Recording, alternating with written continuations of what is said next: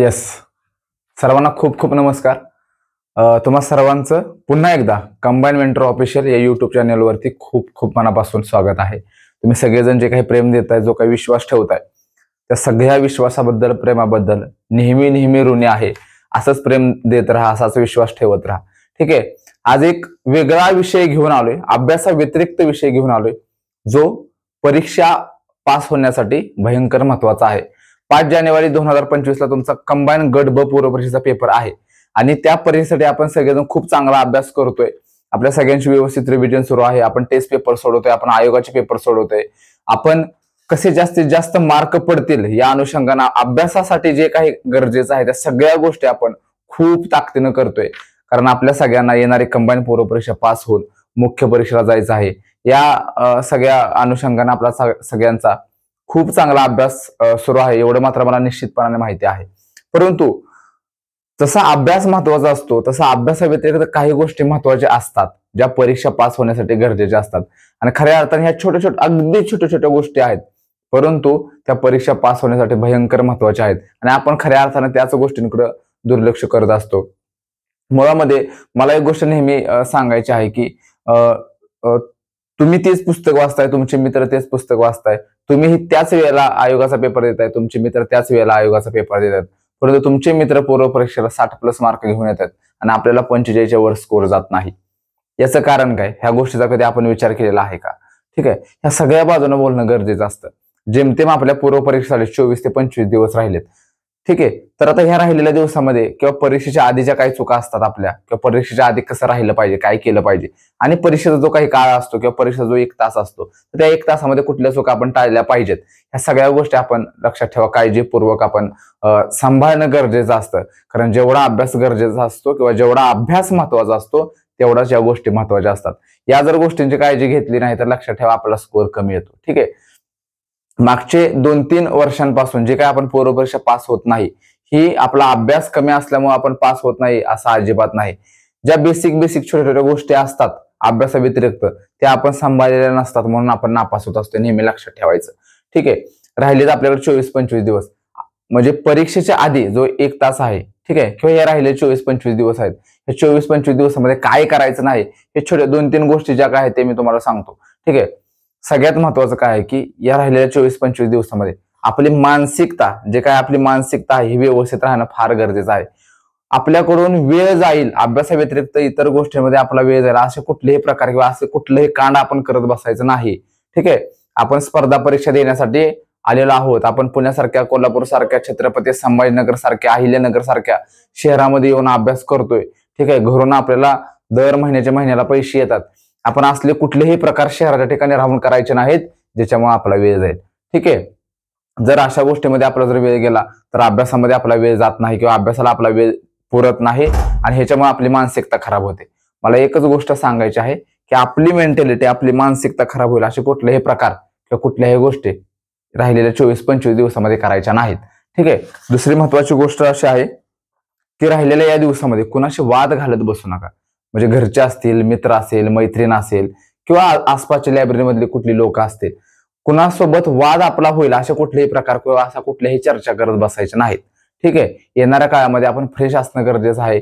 येणाऱ्या काळामध्ये आपलं माइंडसेट जो आहे तो पॉझिटिव्ह असणं गरजेचं आहे. कुणाशी वाद करायचे नाहीत. जिथे तुम्ही रूम मध्ये राहत असाल त्या रूम मधले जे काही मित्र आहेत त्यांच्याशी कुठल्याही प्रकारचे वाद करायचे नाहीत. शांत राहायचं. आपला अभ्यास भलं, आपण भलं. येणाऱ्या 24-25 दिवसामध्ये किंवा राहिलेले जे काही वेळ आहे त्या दिवसामध्ये लक्षात ठेवा आपलं एकटं राहणं, अभ्यास करणं, आणि जे काही अभ्यासासाठी किंवा परीक्षा पास होण्यासाठी जे काही लागणार आहे त्याच फक्त गोष्टी येणाऱ्या काळामध्ये झाल्या पाहिजेत. बाकी इतर कुठलेही प्रकार करत बसायचे नाहीत. ठीक आहे. रूम पासून लायब्ररी आणि लायब्ररी पासून रूम, ह्याच्या व्यतिरिक्त दुसरी कुठलीही गोष्ट करायची नाही. ठीक आहे. त्याचबरोबर ओके, बरेचदा असं होतं की अभ्यासातून थोडासा कंटाळा वगैरे आला तर आपण वेगवेगळ्या विषयांवरती मित्रांसोबत चर्चा करत बसत असतो. मी नेहमी गोष्ट सांगतो, अभ्यासाव्यतिरिक्त इतर कुठल्याही विषयावरती चर्चा करत बसायची नाही. ठीक आहे. तुम्हाला बोर झालं, एखाद्या मित्राशी जाऊन एखाद्या अभ्यासाशी संबंधित असणाऱ्या एखाद्या विषयावरती किंवा मुद्द्यावरती डिस्कशन करा. पण अभ्यासाव्यतिरिक्त राजकारण असेल, स्पोर्ट असेल, किंवा एखादी व्यक्ती असेल कुठली समाजातली, अशा व्यक्तींवरती चर्चा करत बसायचं नाही. अशा चर्चेमधून वाद निर्माण होतात.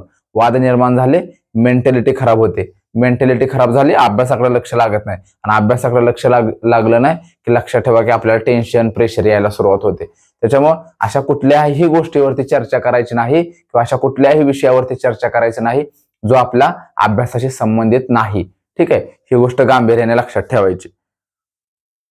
ठीक आहे. बाकी मग जो काही पेपरचा 1 तास आहे, त्या पेपरच्या आधी जे काय आपल्याला लागतं साहित्य, हे आता मी तुम्हाला पेपरला जायच्या आधी 2 दिवस आधी एक सेशन घेणार आहे. तर त्या सेशनमध्ये चांगल्या पद्धतीने सांगेन, परंतु आता पण सांगून ठेवतो की पेपरला जे काय आपलं साहित्य लागतं ते साहित्य व्यवस्थित घेऊन ठेवायचं. म्हणजे हॉल तिकीट आहे, तुमचे आयडी प्रूफ आहे, तुमच्याकडे 1-2 पेन असले पाहिजेत, ह्या सगळ्या गोष्टी सोबत असल्या पाहिजेत. तर ह्या गोष्टी नसल्या, ह्या छोट्या छोट्या गोष्टी आहेत, पण ह्या गोष्टी आपली मेंटॅलिटी खराब करतात. लक्षात ठेवा.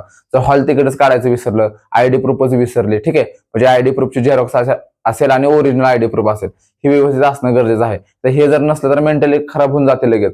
त्यामुळे ह्या छोट्या छोट्या गोष्टी आहेत, ह्याची काळजी घेणं गरजेचं असतं, कारण ह्याही गोष्टी आपल्या मार्कावरती लक्षात ठेवा प्रभाव पाडत असतात. त्याच्यामुळे ह्या गोष्टींची काळजी घेणं भयंकर महत्वाचं आहे. ठीक आहे. आता मी ह्या ज्या काही छोट्या छोट्या गोष्टी सांगितल्या, ह्या 20-25 दिवसामध्ये काय काय करायचं ह्याच्या संदर्भानं बोलून गेलो. परंतु सगळ्यात महत्वाचं काय आहे की जो पेपरचा 1 तास आहे, त्या 1 तासामध्ये काही चुका करायच्या नाहीत. ठीक आहे, हे भयंकर महत्वाचं आहे. आपण कसं असतं की आपण भयंकर अभ्यास केलेला असतो, जीव तोडून अभ्यास केलेला असतो, पुस्तक वाचलेले असतात, टेस्ट पेपर सोडलेले असतात, आयोगाचे पेपर सोडलेले असतात, युट्यूबवरचे लेक्चर केलेले असतात, वेगवेगळ्या बॅचेस केलेल्या असतात. अभ्यासाच्या दृष्टीने आपण सगळ्या गोष्टी करून बसलेला असतो. परंतु पेपरच्या 1 तासामध्ये काय चुका करायच्या नाहीत ह्या गोष्टींची आपण तयारी करतो का? तो पेपरचा 1 तास आपण कसा हँडल करणार आहोत याचा आपण कधी मॅनेजमेंट केलेलं असतं का? पेपरचा जो 1 तास आहे त्या 1 तासामध्ये आपण कशा पद्धतीने पेपर सोडवणार आहोत, ठीक आहे, पेपर सोडवताना आपण काय काळजी घेणार आहोत, ह्या सगळ्या गोष्टींचा कधी आपण विचार केलेला असतो का? तर ह्या गोष्टींचा आपण कधीही विचार केलेला नसतो. म्हणून एकंदरीत मी नेहमी सांगत असतो, जेवढा अभ्यास महत्वाचा आहे तेवढाच किमान त्याच्यापेक्षा जास्त पेपरचा 1 तास महत्वाचा आहे, ज्याची आपण काळजी घेणं अत्यंत गरजेचं आहे. ठीक आहे, मी छोट्या छोट्या गोष्टींपासून तुम्हाला सांगतो की आपल्याला काय करायचं आहे. ठीक आहे, सगळ्यात महत्वाची एक गोष्ट नेहमी लक्षात ठेवली पाहिजे. ठीक आहे, पेपरला जायच्या आधी किंवा पेपर ज्या वेळेला आपण देणार आहोत त्यावेळेला तुम्ही सहज पास व्हावं असा काय आयोग कधी पेपर तयार करत नसतो का? तयार करत असतो. ठीक आहे, आयोग कधी असा पेपर तयार करत असतो का की तुम्हाला जसा आवडेल तसा आयोग पेपर तयार करत असतो का? तुम्हाला नेहमी आयोगानं कुठलाही पेपर काढा, आयोगानं तुम्हाला नेहमी प्रश्नांमध्ये असेल किंवा छोट्या छोट्या गोष्टींमध्ये फसवण्याचं किंवा गुंतवून ठेवण्याचं काम केलंय. मग लक्षात ठेवा, आपली पोरं काय करत असतात किंवा आपले विद्यार्थी काय करत असतात की आयोगानं जसा पेपर दिला तसाच पेपर सोडवत जायचं. असं कधी होईल का? अशाने तुम्ही पास व्हाल का? आयोगाच्या पेपरला आपल्या नियोजनानुसार आपल्याला सोडवता आलं पाहिजे, आपल्या सोयीनुसार पेपर सोडवता आला पाहिजे. आयोगानं सेट केलाय त्या पद्धतीने पेपर कधी सोडवायचा नाही. लक्षात ठेवा, असं म्हणजे एक जर सवय जर तुम्हाला असेल, जर आयोगाच्या पद्धतीनुसार पेपर सोडवायचं तर ते ठीक आहे, नाहीतर नेहमी सांगेन 99% आपल्या सोयीनुसारच पेपर सोडवला पाहिजे. म्हणजे आपल्या सोयीनुसार म्हणजे कसं, समजा आयोगानं सुरुवातीलाच पहिलाच प्रश्न आयोगानं सामान्य विज्ञान किंवा सायन्सचा टाकलाय किंवा मॅथ रिझनिंगचा टाकलाय, मग आपण लगेच सायन्स किंवा मॅथ रिझनिंग सोडवायला घ्यायचं का?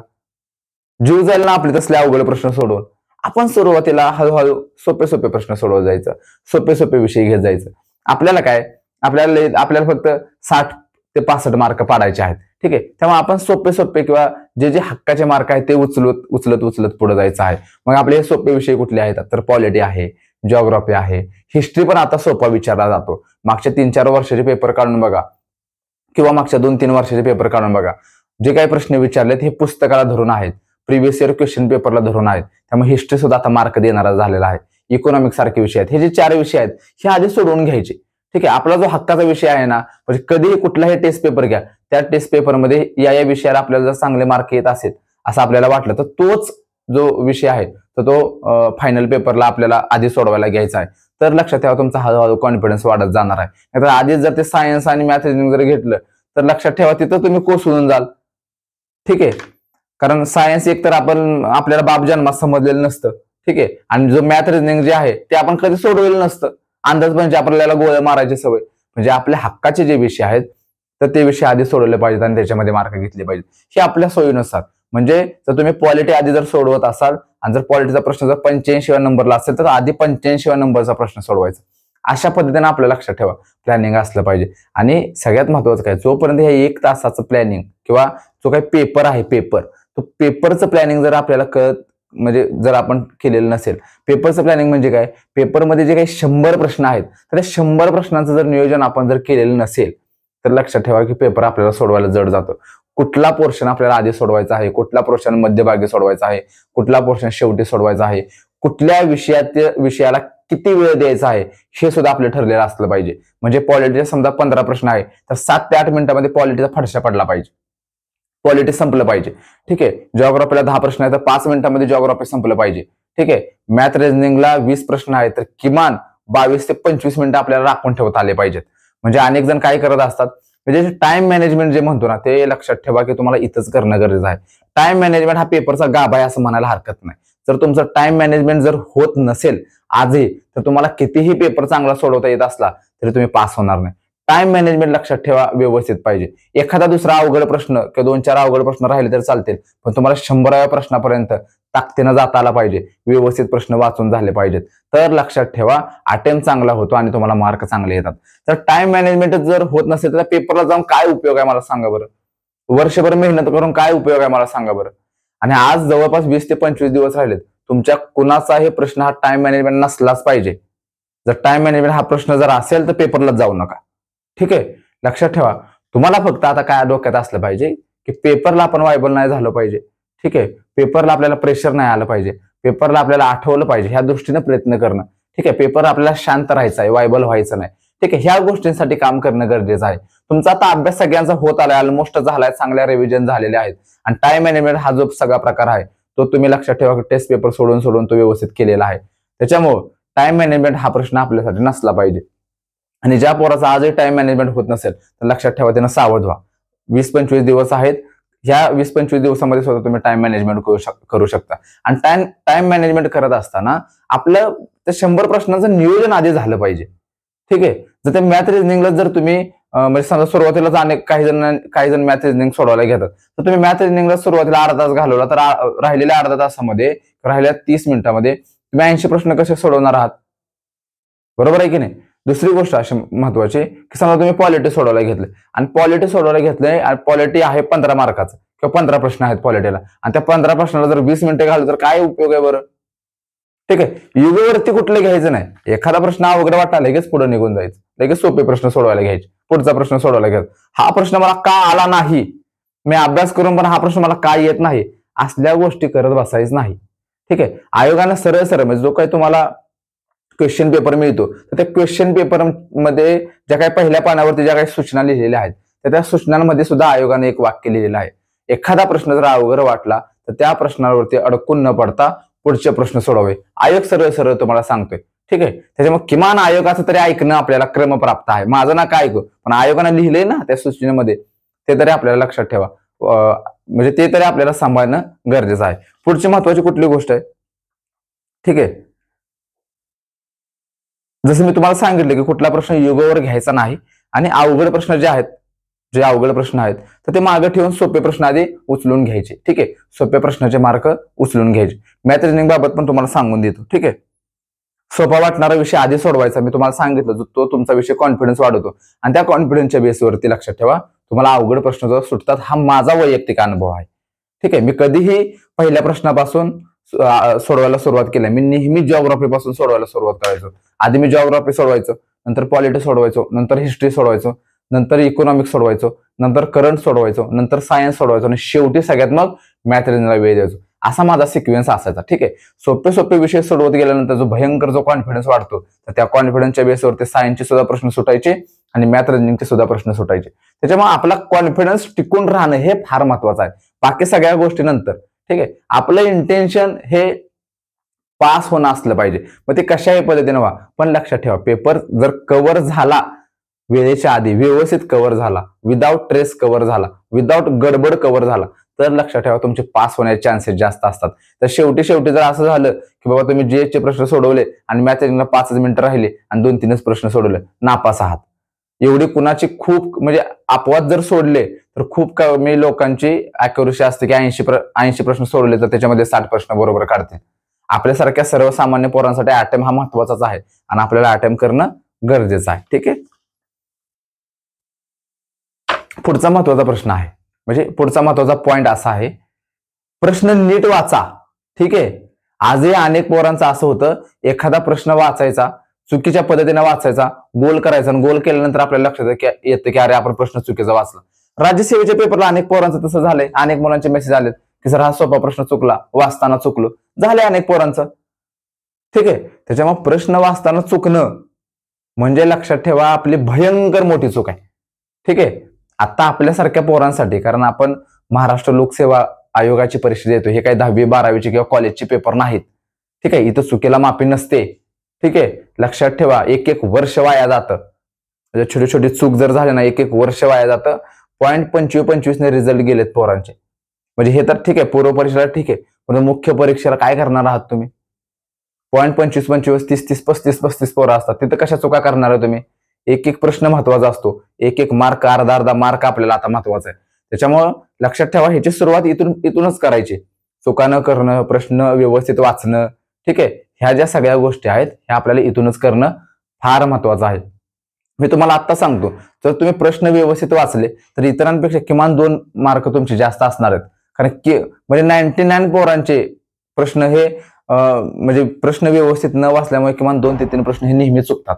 तर तुम्ही ती चूक करायची नाही. आणि ह्या ज्या सगळ्या चुका आहेत ना, हे लिहून काढा. म्हणजे कुठलाही टेस्ट पेपर, म्हणजे आता तुम्ही प्रॅक्टिस टेस्ट पेपर सोडत आहे, तर ते प्रॅक्टिस टेस्ट पेपर सोडत असताना ह्या चुका आधी वाचायच्या आणि मग टेस्ट पेपर सोडवायला सुरुवात करायची. आणि स्वतःला सांगायचं या ज्या काही चुका आहेत ह्या मी टेस्ट पेपरमध्ये करणार आहेत. 100% तुम्हाला मार्क वाढलेले तुमचे दिसतील.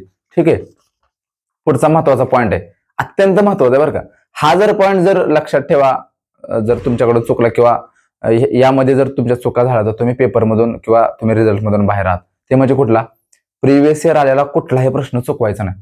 ही तुमची चूकच आहे. जर प्रिव्हियस इयर प्रश्न जर तुम्ही चुकवत असाल ना, तर लक्षात ठेवा, आपण त्याला काय म्हणू शकतो की म्हणजे जे हक्काचं जे आहे तेच आपण चुकवून येतोय आणि अवघड प्रश्न आपले बरोबर यावेत अशा आपण अपेक्षा ठेवतोय.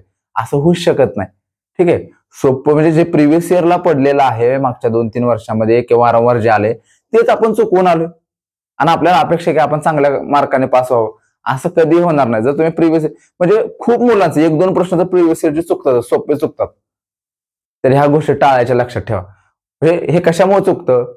प्रश्न नीट न वाचल्यामुळे. म्हणजे प्रश्न नीट जर नाही वाचला तर किती किती किती मार्क आपले जाऊ शकतात याचा विचार करा, किंवा किती वाईट परिस्थितीला सामोरं जायला लागू शकतं ह्या गोष्टीचा विचार करा. ठीक आहे. परत आणि जर आता जर प्रिलिम नापास झाला या छोट्या छोट्या गोष्टी करून किंवा ह्या छोट्या छोट्या चुका करून, लक्षात ठेवा परत 7-8 महिने, परत 8-10 महिने, परत वर्षभर तुम्हाला पूर्व परीक्षेसाठी वाट बघायला लागू शकतं. ठीक आहे. त्याच्यामुळे लक्षात ठेवा, गांभीर्यानं घ्यायचं. म्हणजे आता जानेवारीला परीक्षा झाली, डायरेक्ट नोव्हेंबरला आहे, म्हणजे 11 महिने वाट बघावी लागणार आहे पूर्व परीक्षेसाठी. किती भयंकर आहे. आणि आपला अभ्यास कमी आहे म्हणून आपण नापास होतच नाही. ठीक आहे.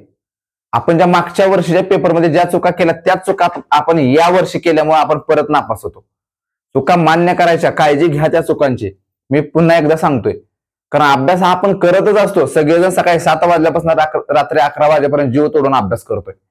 ठीक आहे. अभ्यासात कुठे कमी आहे का? पण हे सांगणार कोणी तर पाहिजे ना, की बाबा ह्या चुका नको करू. ठीक आहे. वेळ नको कुठे वाया घालू, अभ्यासात वेळ दे, मानसिकता खराब करून घेऊ नको. पेपरमध्ये गेल्यानंतर अशा पद्धतीने राहा, हे प्रश्न आधी सोडव, हे प्रश्न नंतर सोडव, हे सांगणार कोणीतरी पाहिजे ना. पण लक्षात ठेवा ते मिळत नाही.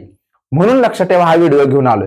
नाहीतर अभ्यासाबाबत व्हिडिओ नेहमी सांगतच असतो किंवा लाख माणसं तुम्हाला सातत्यानं स्पर्धा परीक्षा क्षेत्रातील सांगत असतात. पण हे सांगणं मला फार महत्वाचं वाटतं. आणि हा व्हिडिओ जर व्यवस्थित ऐकला, या व्हिडिओ मधल्या चुका तुम्ही लिहून ठेवल्या आणि या व्हिडिओ मधल्या ज्या काही चुका सांगितलेल्या आहेत त्या चुका जर तुम्ही टाळल्या, मी खात्रीनं सांगतो तुमचे 6 ते 7 मार्क वाढतील आणि जे तुम्ही तुमच्या कट ऑफ पेक्षा तुम्हाला एक्स्ट्रा मिळालेला असणार आहे. ठीक आहे. ह्या गोष्टींची काळजी घ्यायची. पुढचा महत्वाचा कुठला मुद्दा आहे? Silly mistake. आपण आता लहान नाहीत किंवा आपला पहिला अटेम्प्ट नाही सिली मिस्टेक करायला. आपण वरचा गोल खाली खालचा गोल वर करून येतोय आजकाल. काय पद्धत आहे किंवा काय विषय आहे हा? ठीक आहे. त्यामुळे जे काही सिली मिस्टेक आहेत हे आपल्यासाठी प्रश्नच नसावा. सिली मिस्टेक होणं, ह्या चुका अजिबात करायच्या नाही. सिली मिस्टेक टाळायच्या आणि किमान 2 मार्क एक्स्ट्रा घेऊन यायचे. ठीक आहे. आणि इथूनच ठरवायचं, नाहीतर इथं आपण टेस्ट पेपरला करत असतो, प्रश्न सोडवला की गोल करायचा, प्रश्न सोडवला की गोल करायचा. आणि पेपरला गेल्यावर काय करतो आपण? 15 प्रश्न सोडवतो, म्हणजे 15 प्रश्न सोडवतो एकदम, आणि त्या एकदम जे काही 15 प्रश्न सोडवले त्याचं एकदम गोल आपण आन्सर शीट मध्ये करतो. आणि अशामुळे काय होतं, आपल्याला सवय नसते.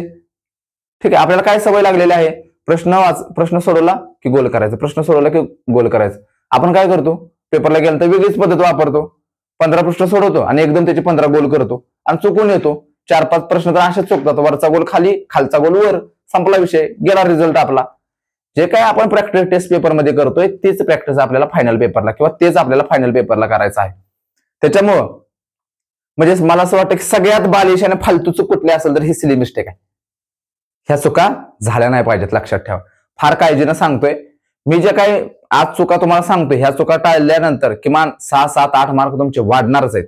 ठीक आहे, खात्रीने सांगतो, वाढणार म्हणजे वाढणार. आणि ह्या 25 दिवसामध्ये ह्या चुका टाळायचा प्रयत्न नक्की करा. टेस्ट पेपरमध्ये करा, आयोगाच्या पेपरमध्ये करा किंवा आयोगाचे जे प्रिव्हियस क्वेश्चन पेपर झालेत तर त्या क्वेश्चन पेपरमध्ये ह्या सगळ्या ज्या चुका आहेत ह्या टाळायचा प्रयत्न करा. डोक्यामध्ये ठेवा, रोज तुम्ही पेपर सोडवत असाल तर पेपर सोडवत असताना मी ज्या काही चुका तुम्हाला सांगितल्या आहेत त्या चुका वाचा. त्या चुका वाचल्यानंतर लक्षात येईल की ह्या चुका आपल्या होतात, ह्या चुका आपल्याला केल्या नाही पाहिजेत. पेपर सोडवत असताना ते तुमच्या डोक्यामध्ये राहील की आपल्याला पेपर असा असा सोडवायचा आहे, ह्या चुका आपल्याला टाळायच्या आहेत, तर ते फायद्याचं ठरणार आहे. ठीक आहे. मॅथ रिझनिंग सोडवत असताना, ठीक आहे, समजा तुम्हाला मॅथ रिझनिंग शेवटी आहे, म्हणजे 81व्या प्रश्नापासून 100व्या प्रश्नापर्यंत मॅथ रिझनिंग दिलेला आहे. लगेच मग समजा 81वा प्रश्न आहे आणि लगेच 81वा प्रश्न सोडवला घ्यायचा, असले प्रकार करू नका. त्या 20 प्रश्नांपैकी आपले हक्काचे जे टॉपिक आहेत, जे 8-10 टॉपिक आपल्या हक्काचे आहेत, जे आपण चांगले सोडवलेले आहेत, जी प्रॅक्टिस आपण चांगली केलेली आहे, कसाही त्या टॉपिकवरचा प्रश्न आला तर तो आपल्याला सुटू शकतो, असे जे काही 10 प्रश्न आहेत ते आधी गोल करून घ्या. ठीक आहे, आणि मग ते 10 प्रश्न सोडवून झाल्यानंतर मग अवघड प्रश्नांना हात घाला. नाहीतर 81वा प्रश्न काहीतरी मोठा अर्ध्या पानाचा प्रश्न असतो आणि त्याच प्रश्नाला आपण 10 मिनिटं घालून बसतो.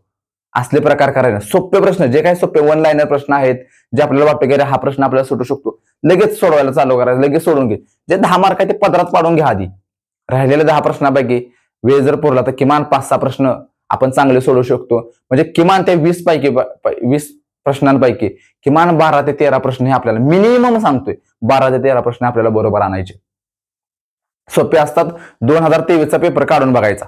ठीक आहे, किमान 12 ते 13 प्रश्न सहज सोडवू शकतो, एवढे चांगले प्रश्न आहेत, एवढे सोपे प्रश्न आहेत. म्हणजे कुणीही अगदी 10वी-12वीतला पोरगा जरी बसवला तरी ते प्रश्न सुटू शकतात. पण काय आहे की आपल्या पोरांना मॅथ रिझनिंगचे प्रश्न सोडवायला वेळच पुरला नाही. का वेळ पुरला नाही? कधी प्रॅक्टिसच केली नाही हो. ठीक आहे, परीक्षेच्या आधी कधी प्रॅक्टिसच केली नाही, टाइम मॅनेजमेंटची कधी तयारीच केली नाही, कधी प्रयत्नच केला नाही की आपल्याला जे आपलं जीएस जे आहे 80 प्रश्न हे 35 ते 37 मिनिटांमध्ये पूर्ण व्हायला पाहिजेत, असा 8 तासच कधी ठेवला नाही. मॅथ रिझनिंगला 10-12 मिनिटं जर राहिले तर कसे आपले 20 प्रश्न कव्हर होणार आहेत? होणार नाहीत. त्याच्यामुळं टाइम मॅनेजमेंटची जबरदस्त प्रॅक्टिस पाहिजे. मॅथ रिझनिंगचे सुद्धा हे पण एक मॅथ रिझनिंगचं प्लॅनिंग आहे. सोपे प्रश्न आधी सोडवून घ्यायचे आणि मग अवघड प्रश्नांना हात घालायचा. ठीक आहे, अवघड म्हणजे सुरुवातीपासून किंवा अवघड प्रश्न आधी कधी सोडवू नका. ठीक आहे, सोपे प्रश्न सोडून मग अवघड प्रश्न सोडवा. ठीक आहे, पुढचा महत्वाचा मुद्दा आहे. ठीक आहे, आता काय झालं की गट ब ची पूर्वपरीक्षा वेगळी होते आणि गट क ची पूर्वपरीक्षा वेगळी होती. 2023ला गट ब आणि गट क ची पूर्वपरीक्षा जी आहे ती एकत्रित झाली होती. त्याच्यामुळं पेपरचा जो क्रायटेरिया आहे तो वेगळा होता 2023ला. आता गट ब ची पूर्वपरीक्षा वेगळी आहे आणि गट क ची पूर्वपरीक्षा वेगळी आहे. 2023च्या आधी जो काही क्रायटेरिया होता किंवा जी काही पद्धत होती, ठीक आहे, म्हणजे काय पद्धत होती, 2023च्या आधी पॉलिटीचे 10 प्रश्न यायचे, जॉग्राफीचे 15 प्रश्न यायचे, हिस्ट्रीचे 15 प्रश्न यायचे. तसा जरी पेपर आला तरी आपली मानसिकता पाहिजे की आपल्याला पेपर सोडवायचा आहे. आणि 2023 सारखा जरी पेपर सेट होऊन आला तरी लक्षात ठेवा आपली मानसिकता पाहिजे. म्हणजे एक आहे की आपल्याला कसाही पेपर आला तरी आपल्याला पेपर सोडवायचा आहे, एवढा मात्र आपल्या डोक्यामध्ये फिक्स पाहिजे. नाहीतर पेपर काहीतरी वेगळा आला किंवा प्रश्न कमी जास्त कुठले झाले आणि वायबल व्हायचं, असले प्रकार करायचे नाही. लक्षात आहे, कसाही पेपर येऊ द्या त्याचा फडशा पाडायचा, तुटून पाडायचा त्या पेपरवरती. आपण जीव तोडून वर्षभर अभ्यास केलाय ना, आपण जे काही टॉपिक वाचले त्या टॉपिकवरचेच प्रश्न आहेत ना, मग पॉलिटीचे जे काही पॉलिटीचे 10 येऊ दे, 15 येऊ दे किंवा 25 प्रश्न येऊ दे, आपल्याला सोडवायचे आणि व्यवस्थित सोडवायचे, एवढं मात्र डोक्यात ठेवायचं. कसाही पेपर येऊ दे, कसाही पेपर कसा येऊ दे, अवघड येऊ दे, सोपा येऊ दे, आपल्या ताकदीनं शांततेत आणि व्यवस्थितच पेपर सोडवायचा, एवढं मात्र आपल्या डोक्यात असलं पाहिजे. ठीक आहे, पुढचा महत्वाचा पॉईंट आहे की पेपरला गेल्यानंतर ना, ज्यावेळेला आपण पेपरला जातो ना, बरेचदा असं होतं की पेपरला गेल्यानंतर म्हणजे जे काही सुपरवायझर असतात ते शेवटच्या 2-3 मिनिटांमध्ये पेपर देतात. मग आपण उगीच त्यांना सर पेपर द्या असले प्रकार करत असतो. शांत राहायचं, वेळेत पेपर भेटणार आहे. पेपर 11च्या आतच तुम्हाला भेटणार आहे आणि बरोबर 11 वाजता तुम्ही सोडवायला सुरुवात करणार आहात. त्याच्यामुळे टेन्शन घ्यायचं नाही. आणि पेपरला गेल्यानंतर इकडं बघ तिकडं बघ किंवा काहीतरी करत बस किंवा कोणाशी तरी बोलत बस असले उद्योग करायचे नाही. जायचं आपलं शांत बसायचं, नाहीतर वाटलं तर जायचं रुमाल टाकायचं, डोकं टेकून झोपून द्यायचं. पेपरच्या आधी 5 मिनिटं उठायचं, शांत व्हायचं. आणि सगळ्यात महत्वाचं आहे की काही गोष्टींचा पेपर हातात यायच्या आधी विचार करणं फार गरजेचं आहे. काय विचार करायचा की मी खूप चांगला अभ्यास केलेला आहे, मी पेपर आल्यानंतर वायबल होणार नाही, मी जे काही प्रश्न वाचणार आहे किंवा मी जो काही पेपर सोडवणार आहे तुम्ही आत्मविश्वासाने सोडवणार आहे. गेली वर्षभरापासून मी चांगला अभ्यास केलेला आहे या पूर्व परीक्षेचा, किंवा हा माझा दुसरा तिसरा अटेम्प्ट आहे. मी ह्याच्यामध्ये छोट्या छोट्या चुका करणार नाही, मी प्रिव्हियस इयर प्रश्न चुकवणार नाही, मी सिली मिस्टेक करणार नाही, मी माझी मेंटॅलिटी एकदम स्थिर ठेवून पेपर सोडवणार आहे. आणि या पेपरला या 1 तासामध्ये मी 65+ मार्क घेऊन किंवा चांगल्या पद्धतीने माझे 100% देऊन पेपर सोडून बाहेर जाणार आहे. पास नापासानंतरचा भाग आहे, पण पेपर देताना मी 100% देणार आहे. एवढा डोक्यात विचार लक्षात ठेवा, आपल्याला त्यावेळेला करणं गरजेचं आहे. मी ज्या काही आज तुम्हाला गोष्टी सांगितलेल्या आहेत ह्या पेपरच्या दृष्टीने भयंकर महत्वाच्या आहेत. ठीक आहे, म्हणजे अभ्यास हा महत्वाचा असतोच, पण अभ्यासाव्यतिरिक्त याही गोष्टी फार महत्वाच्या असतात पेपरमध्ये. ठीक आहे, त्याचबरोबर जे काही अटेम्प्ट वगैरे आहे तुम्हाला आपलं जे काही सेशन होणार आहे परीक्षेच्या आधी 2-3 दिवस आधी तिथं पण सांगतो. परंतु आत्ताही एक सांगून देतो की आत्ताही तुम्ही टेस्ट पेपर सोडत असताना कधी 90च्या खाली अटेम्प्ट करू नका. अटेम्प्ट करत असताना हे जास्तच केला पाहिजे, लक्षात ठेवा. कंबाईनचे जे काही पेपर असतो ना त्याच्यामध्ये अटेम्प्ट जास्त असला तर फायदाच होतो, कधी तोटा होत नाही. राज्यसेवेसारखी इकडे परिस्थिती नसते.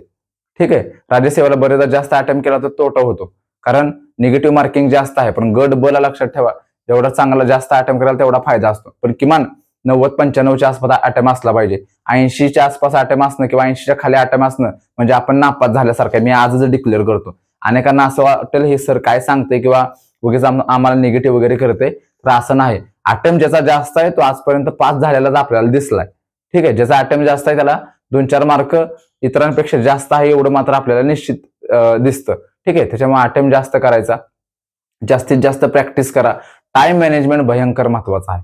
100 प्रश्न आपण कसे सोडवणार आहोत, कुठल्या विषयाला किती वेळ देणार आहोत हे आपलं तयारच असलं पाहिजे, लक्षात ठेवा. नाहीतर जीव तोडून अभ्यास करायचा आणि डायरेक्ट जाऊन पेपरला बसायचा आणि मग येण्यासारखं होतं पेपरला गेल्यावर. ठीक आहे, असले उद्योग करायचे नाही. छोट्या छोट्या गोष्टींची तयारी करायची, कारण आता स्पर्धा भयंकर वाढते. म्हणजे नवीन जी पोरं येणार आलेत ना ते लय स्मार्ट आहेत. ठीक आहे, त्यांना जागेवरती सगळ्या गोष्टी उपलब्ध झालेल्या आहेत. म्हणजे सगळे अगदी क्लासेस पासून ते प्रश्न कसे सोडवायचे, काय चुका टाळायच्या किंवा टीका काय वापरायच्या, हे सगळं त्यांना अवेलेबल झालेलं आहे. त्याच्यामुळे हे जी पोरं आहेत ना ही स्मार्टली खूप ताकदीने अभ्यास करतात. पहिल्या दुसऱ्या अटेम्प्ट मध्ये पास होणाऱ्या पोरांचं भयंकर प्रमाण आहे. खूप ताकदीने लढा. तुमच्यामध्ये काही कमी नाहीये, तुम्ही चांगला अभ्यास करताय, फक्त देताना 100% द्या. आणि मी तुम्हाला आत्ता सांगतो, तुम्ही नवीन काहीच करू नका. मी हे वाक्य नेहमीच सांगतो, तुम्ही आजपासून नवीन काही करू नका, परंतु मागच्या पेपरमध्ये तुमच्या ज्या काही चुका झालेल्या आहेत त्या चुका आता येणाऱ्या पेपरमध्ये टाळा. तुम्ही 100% पास असणार आहे, हे मी खात्रीनं सांगतो. ठीक आहे, फार तळमळीनं सांगितलंय, जीव ओतून सांगितलंय. ह्या गोष्टींची काळजी घ्या. परत मला मेसेज करू नका पेपर झाल्यानंतर की सर ह्या चुका झाल्या. ठीक आहे, मी आता तुम्हाला सावध करतोय की ह्या ज्या छोट्या छोट्या चुका आहेत ह्या चुका टाळा. ठीक आहे, सिली मिस्टेक होऊन देऊ नका. ठीक आहे, किंवा प्रश्न व्यवस्थित वाचा. ठीक आहे, ह्या ज्या सगळ्या छोट्या छोट्या चुका आहेत, वायबल होऊ नका, डिप्रेस्ड होऊ नका, टेन्शन घेऊ नका. असाही पेपर आपल्याला द्यावाच लागणार आहे. मग टेन्शन घेऊन पेपर देण्यापेक्षा दिल खुलास मोकळ्या मनानं पेपर द्या. 100% ताकदीनं द्या. जे काय पेपर झाल्यानंतर व्हायचं ते हो दे. नापास तर नापास, पास तर पास, पण पेपर देत असताना जीव तोडून पेपर द्यायचा आणि एकदम ताकदीनं द्यायचा. ठीक आहे, 100% सांगतो तुम्ही पास होणार आहे. ठीक आहे, आणि एकच गोष्ट डोक्यात ठेवा की येणाऱ्या जी काही पूर्व परीक्षा आहे त्या पूर्व परीक्षेमधून पास व्हायचंय आणि मुख्य परीक्षेला जायचंय. पुढच्या वर्षी लक्षात ठेवा, अधिकारी म्हणून अंगावरती गुलाल टाकायचा आहे, ही गोष्ट आपल्या डोक्यात असली पाहिजे. आणि जोपर्यंत ह्या खुन्नसीने आपण अभ्यास करत नाही तोपर्यंत लक्षात ठेवा की आपण पास होत नाही. अंगामध्ये स्वतःसोबत खुन्नस पाहिजे, रग पाहिजे की ह्या वर्षी काही झालं तर मी पास होणारच आहे. ही जर हिंमत ठेवत असाल तर तुम्ही 100% पास होणार आहात. ठीक आहे, बराच वेळ घेतलाय. तुम्हा सर्वांना खूप मनापासून शुभेच्छा. मी नेहमी तुमच्या सोबत असतोच, इथून पुढं नेहमी राहणार आहे. कधीही काय वाटलं बिनधास्त कळवत राहा. अभ्यास व्यतिरिक्त, अभ्यास सोडून जरी काही अडचण असली किंवा कुठलीही काही प्रॉब्लेम आला अभ्यासामध्ये किंवा अभ्यासाव्यतिरिक्त, बिनधास्त कळवत राहा. तुम्ही फक्त अभ्यास करत राहा. तुमचं बोट धरून मी कायम सोबत आहे. तुम्हा सर्वांना येणाऱ्या गट ब पूर्व परीक्षेसाठी खूप मनापासून शुभेच्छा. ठीक आहे. आणि आपलं जे युट्यूब चॅनल आहे नवीनच सुरू केले, तुम्ही सगळ्यांनी या युट्यूब चॅनलला सबस्क्राईब करून आपल्या कंबाईन मेंटर ऑफिशियलचा भाग व्हावं एवढी मात्र तुम्हाला विनंती करतो. ठीक आहे. आणि पुढच्या व्हिडिओमध्ये आपण नक्की भेटू. सर्वांना खूप मनापासून शुभेच्छा. Thank you so much.